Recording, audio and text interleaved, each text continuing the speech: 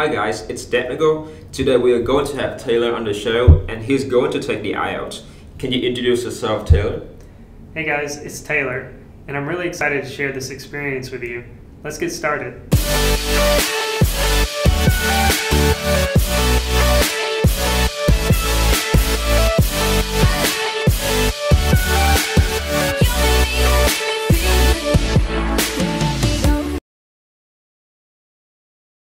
So Taylor, do you dream much at night? I do. I dream quite a bit, and sometimes I dream very vividly, and sometimes I feel like I don't dream at all.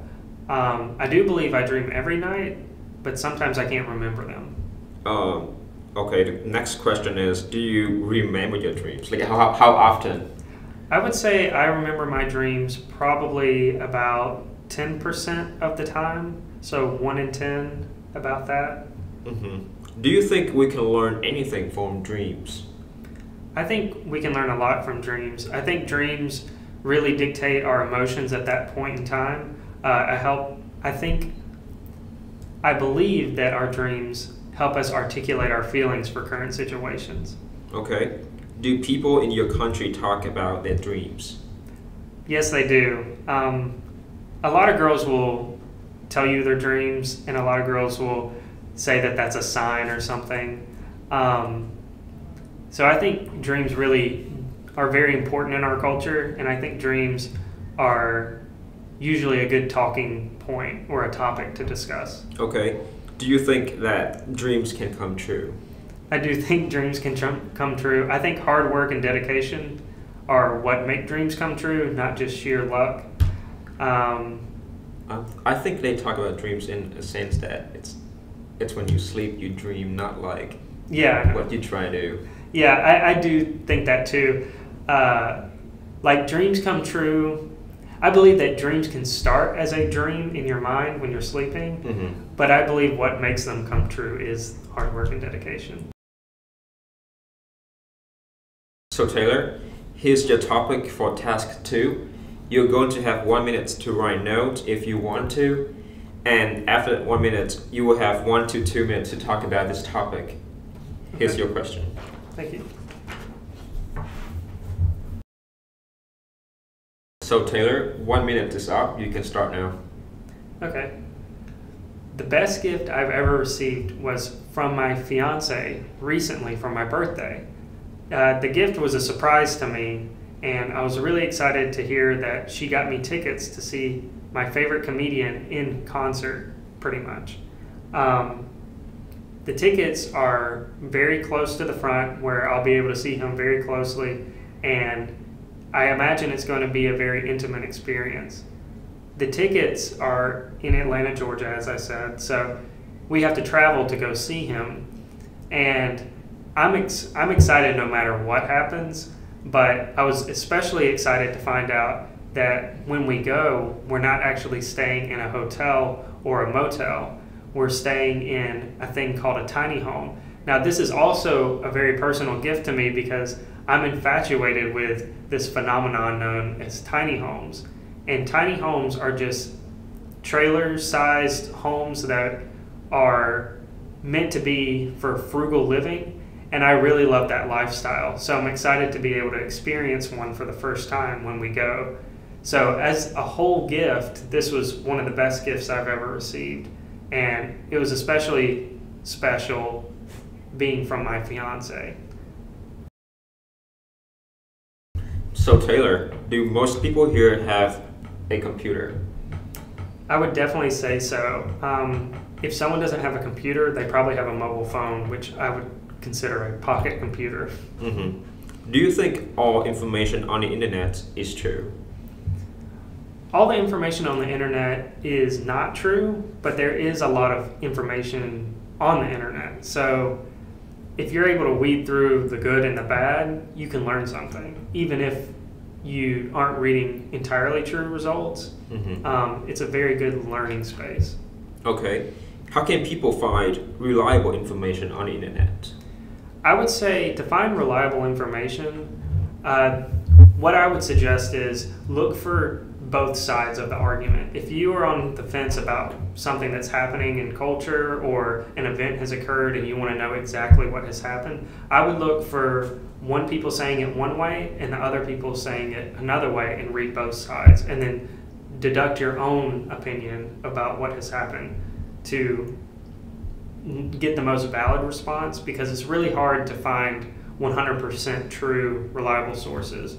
So it's just good to read all of them. Okay, can you give me some examples of good sources for reliable information? I would say a lot of crowdsourced sites are reliable, such as Wikipedia.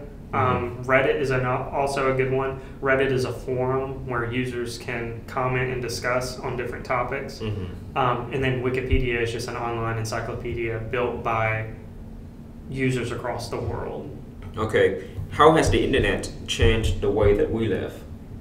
I would say we rely a lot on the functions of the internet. I think a lot of applications out there help us day in and day out. So it's really hard to give up those functions. And I would say that it benefits us more than it doesn't benefit us. And I think it's just such a core aspect of living now that it's pretty important that we keep maintaining it, but also keep protecting and monitoring it. Okay, so how has the internet changed the way that we work? I would say we aren't taking typewriters to class, and a lot of people don't write their notes. In a lot of different studies, a lot of drawing is a part of the studies, like doing diagrams and stuff. So those kind of tasks, I think, are still predominantly drawing on paper with pencil and pen. But if you're in an English class or if you're taking notes, most people use a laptop because typing is just so much more comfortable than holding a pencil all day and writing hundreds of words. So when you have the internet, how would you find information? Before, I would say it was kind of an echo chamber between me and my parents. Like before the internet, I was not really, I would say I wasn't even that educated. The internet came into play when I was pretty young. I was about 8 or 9 when we got it in our house. And before that, I was reading a good bit. Like I would read textbooks and I would read, novels and stuff to learn. But now, like the internet is just so much, you can suck in so much more information daily because of it. So that's now my main source of information. Okay, do you think that the internet is safe for children to use unsupervised? I would say no, but I would also say as a parent or as a guardian, you can take precautions to build an environment that is safe for that child or that young person.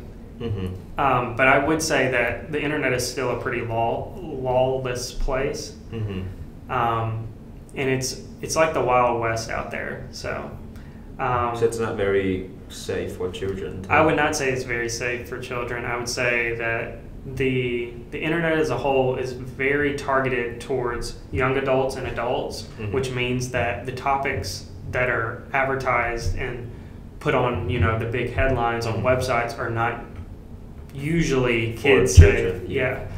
So how would you do about it if you have a kid and then he have the internet? How can you limit the time or the use of his, I don't know, like websites or apps?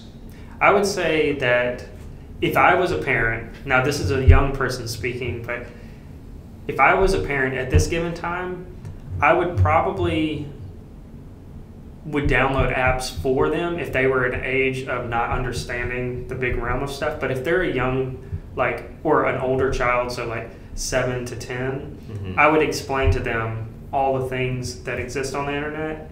And because I believe education is what's prevents issues in the future or bad decisions.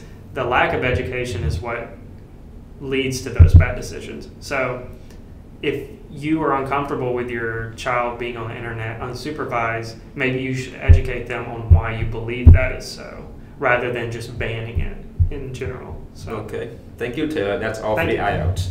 Thank you so much. Thank you.